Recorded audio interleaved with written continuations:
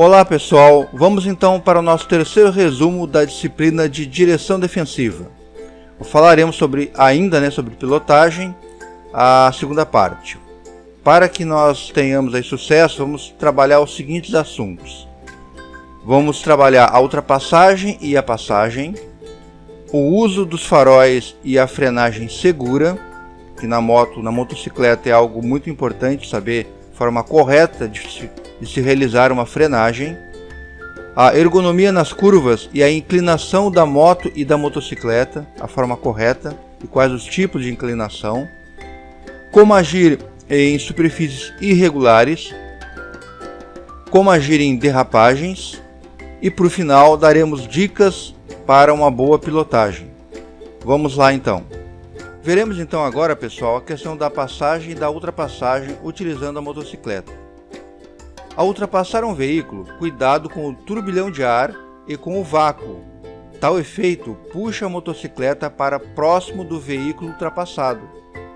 Evitar essa situação, mantendo a distância lateral de segurança na ultrapassagem de 4 a 5 metros. Então você deve tomar um cuidado, porque quando você faz a ultrapassagem utilizando um veículo de 4 rodas, você tem duas situações.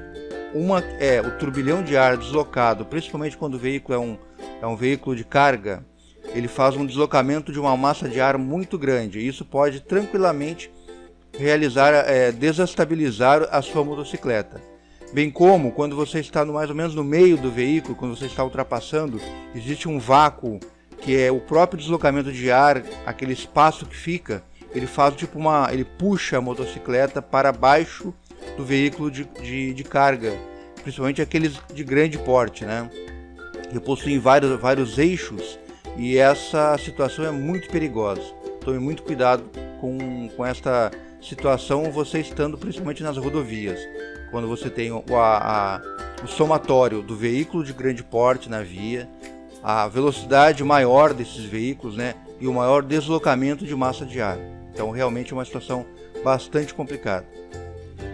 Veículos de grande porte, em sentido contrário, deslocam grande massa de ar, jogando a motocicleta para fora da pista.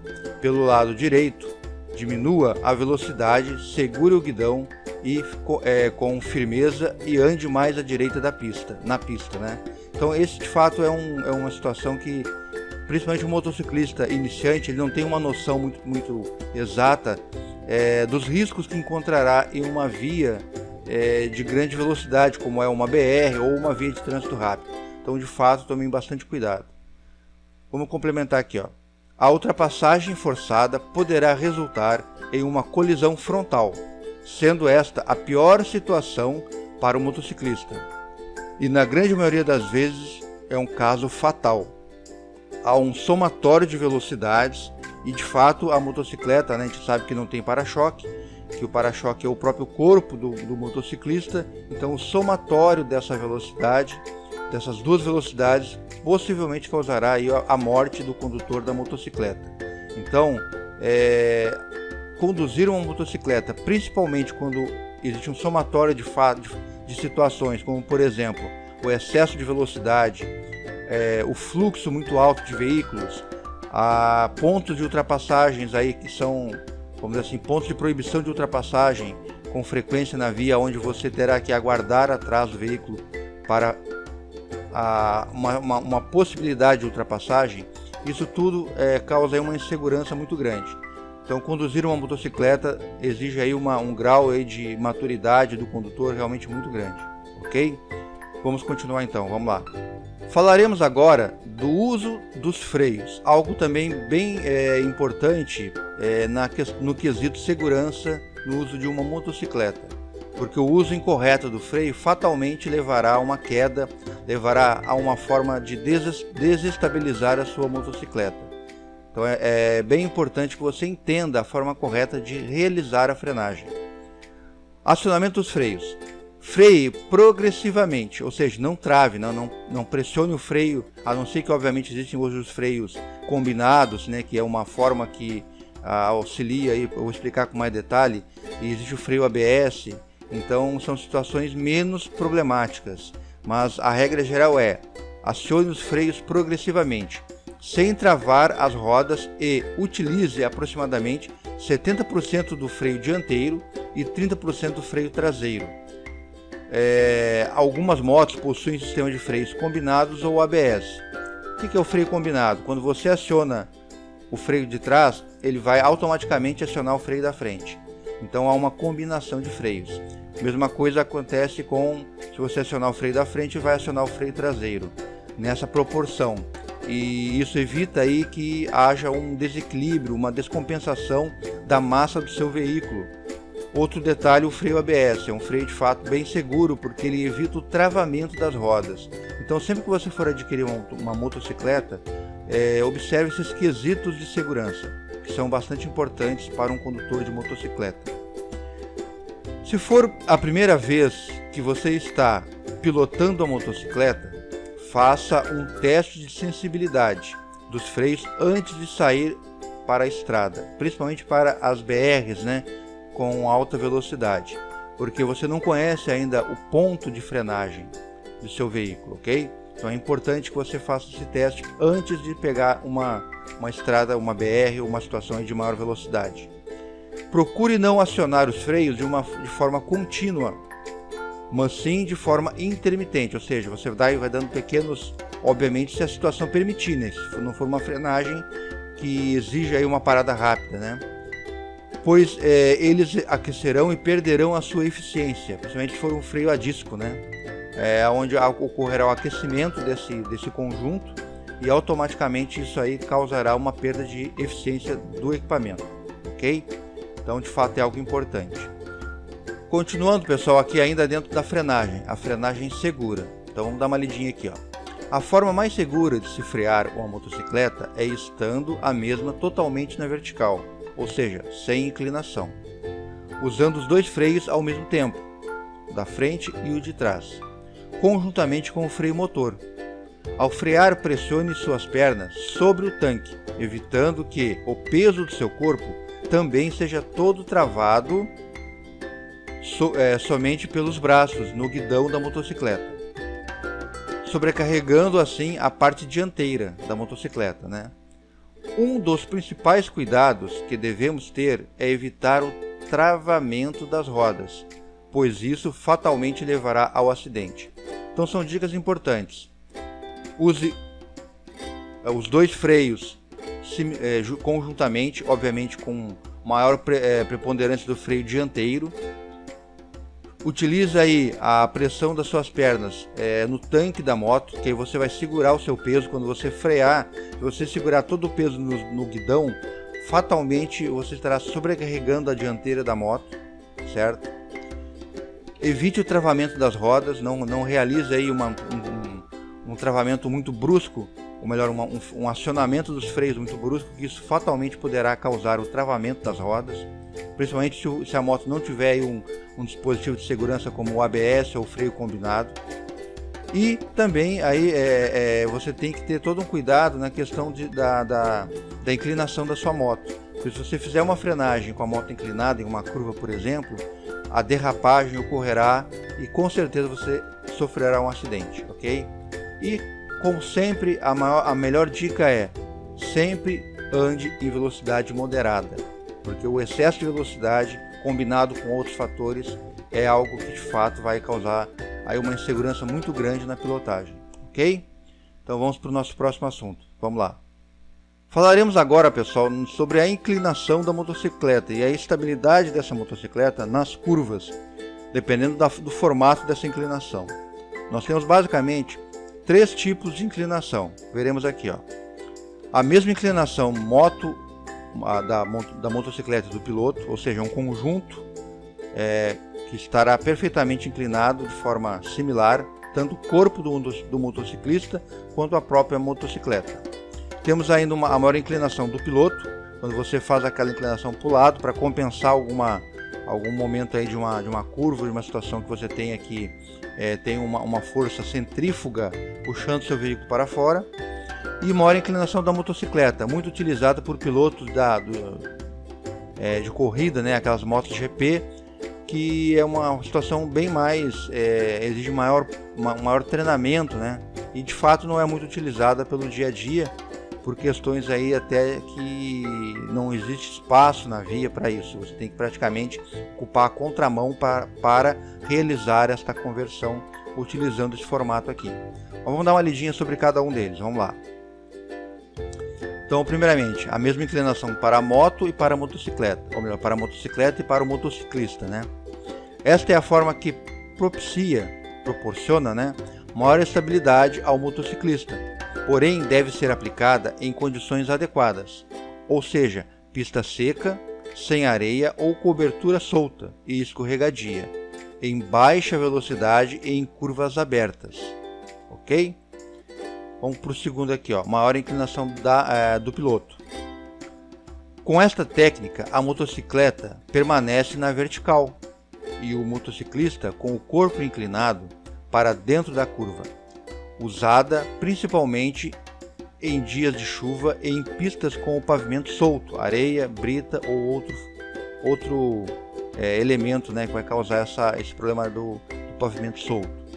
Pois assim é mantido o maior contato dos pneus com o solo, evitando ao máximo as derrapagens. Então é um formato interessante quando você precisa realizar uma curva, né? Mas temos que tomar cuidado, porque de fato tem alguns fatores que podem gerar um acidente, que é, por exemplo, o pavimento solto aí na sua via, né?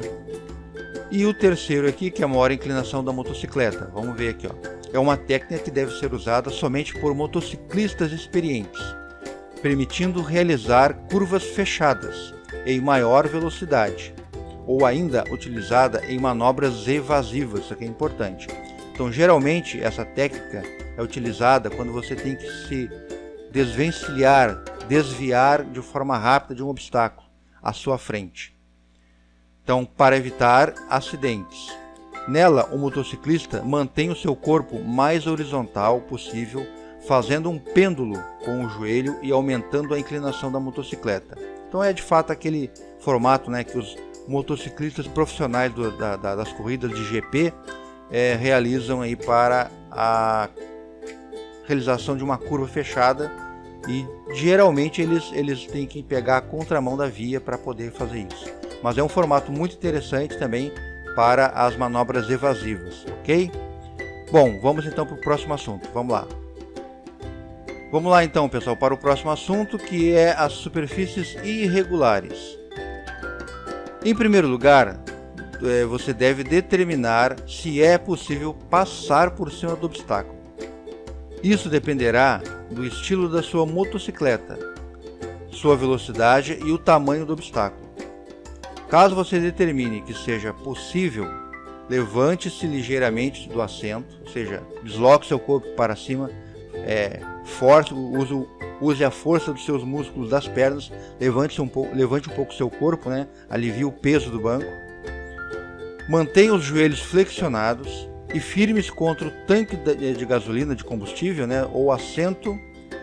Desloque seu peso para trás, um pouquinho para trás, para aliviar a dianteira da motocicleta, porque ele vai ser a primeira parte que vai ter contato com o obstáculo, né? Acelere um pouco para aliviar a carga sobre a roda dianteira e passe por cima do obstáculo. Lembre-se que a sua motocicleta deverá estar totalmente na vertical. Então é uma forma de você passar por cima de obstáculos. Basicamente você vai aliviar o peso da frente, você vai levantar um pouco seu corpo, jogar ele um pouco para trás, vai acelerar um pouco e vai tentar fazer com que a sua dianteira faça uma pequena elevação para poder subir no obstáculo e ultrapassá-lo. Obviamente, isso dependerá diretamente do formato da sua motocicleta. Se for uma motocicleta, por exemplo, formato cross, né, que é aquele formato esportivo, ela vai ter uma suspensão mais adequada e vai passar sobre o obstáculo de uma maneira mais tranquila, ok? Mas vejam bem, essa dica não é para você sair fazendo brincadeira com a sua moto. Esse objetivo é para que você consiga aí, numa situação de risco, de emergência, superar um obstáculo, certo? Então tome esse cuidado e, caso necessário, utilize aí essas técnicas para a ultrapassagem, para a passagem de um obstáculo, ok? Então vamos lá, vamos para o próximo assunto. Vamos para o próximo assunto, que é Derrapagens. Como você deve agir em uma derrapagem? Vamos dar uma pequena lida aqui, ó. O travamento da roda dianteira acontece com maior frequência, já que durante a frenagem, o peso do motociclista e da moto, do piloto, né, é transferido da roda dianteira, gravando 1, 2, 3. Vamos então para o próximo assunto, falaremos sobre derrapagens e como agir nessa derrapagem.